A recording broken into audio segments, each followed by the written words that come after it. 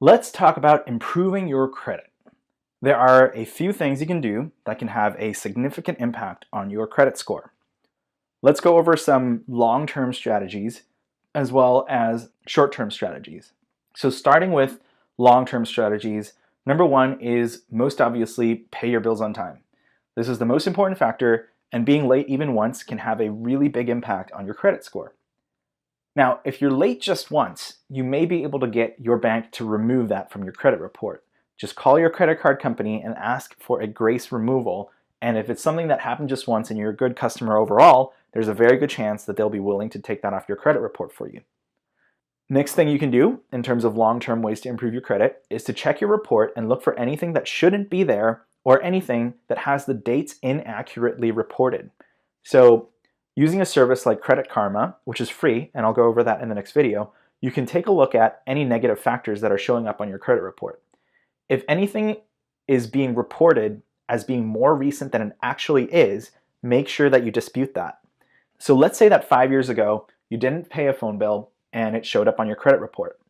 However, instead of showing up on your credit report right away, the phone bill went to collection in the phone company, and then the collection account got sent to some sort of collection agency who then sold it to another specific collector who then tried to call you for 6 months and then put it on your credit report as a delinquent account. So instead of showing up as a phone bill that wasn't paid 5 years ago, it is now showing up as a phone bill that wasn't paid 2 years ago, which has a much, much bigger impact on your credit report because it looks a lot more recent. So anything where the date does not look accurate, like that's not actually the date that it should be on the credit report, or anything that shouldn't be there at all, write to the credit agencies, explain what happened, and the credit agency will then turn around and ask the business that put that item on your credit report to prove that it should be there. It is not your job to provide documentation that it shouldn't be there. It's their job to provide documentation proving that it does belong there. And if they can't provide that documentation, which they often are not able to, then that item will either be removed from your credit report or the date will be updated to where it should be. So really important, just check your credit report, look for anything that shouldn't be there. Next is pay to delete anything on your credit report that is hurting your report. This may or may not be an option. Sometimes you can do this. Some companies will do it, some companies will not do it. Basically, you can call certain collection agencies and ask them if they can delete the item from your credit report completely instead of reporting it as paid off or delinquent and paid off or paid off late, etc. You can ask them to delete it completely so that whatever impact it was having on your credit report disappears. Some agencies will do this, some agencies will not.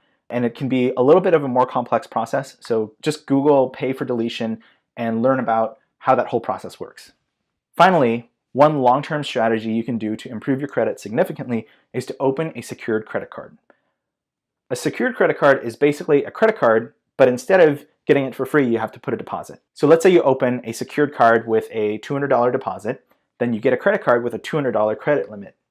So the bank is not actually extending you any credit. What usually happens is that after you use your credit card for a few months, the bank will extend you a real line of credit. So if you put $200 down on the credit card, a few months later, they might contact you and say like, hey, your credit limit is now $1,000. So they're extending you $800 in credit. So then all you need to do is leave that card open for say 6 months.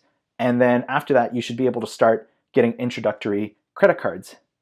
The most important thing to know is that secured cards do not report as secured cards on your credit report. So if you have, let's say, a secured credit card with Capital One, if Chase checks your credit report, it just looks like a credit card to them.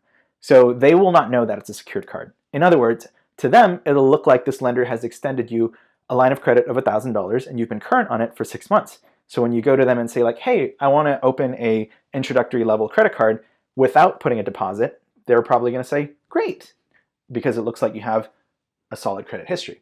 Opening a secured card is a great idea for anyone who doesn't have established credit, anyone who is just looking to establish credit, or anyone who has mediocre credit. If you're just starting to establish credit, this is the approach that I would take. Open a secured card and then go with introductory level cards for the first few months. So Chase Freedom, Amex Everyday, Citi Thank You. These are all great credit cards to start building a relationship with these various banks. And then once you start building the relationship, you'll be able to get higher and higher level credit cards as you have more and more of a banking history with these companies.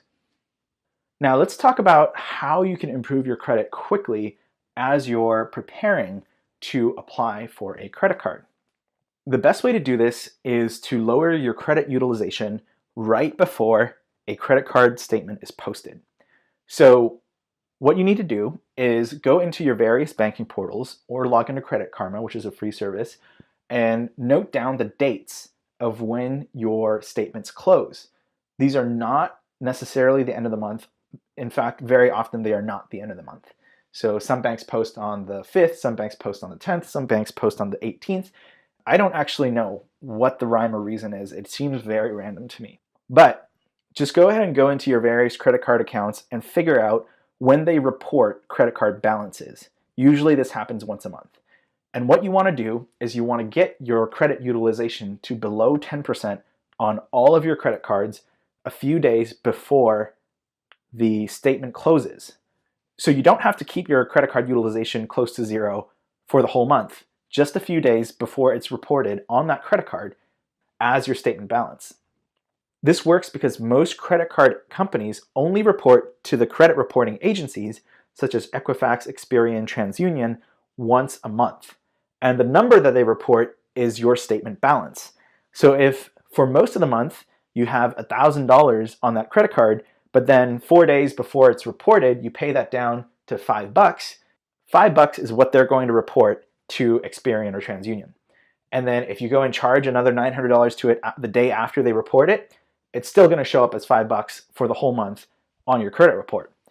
So there's basically a time window for each credit card where it's important for you to have your credit utilization really low.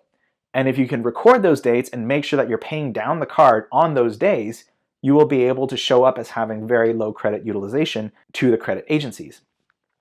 Paying down your credit utilization can have a massive impact on your score. You can literally go from having a 680 credit score to a 720 or 730 just by dropping your credit utilization from a high utilization to a low utilization rate. And again, the goal here is to get it below 10%. It doesn't really matter how much below 10%. Having 9% is not that much better than 1%.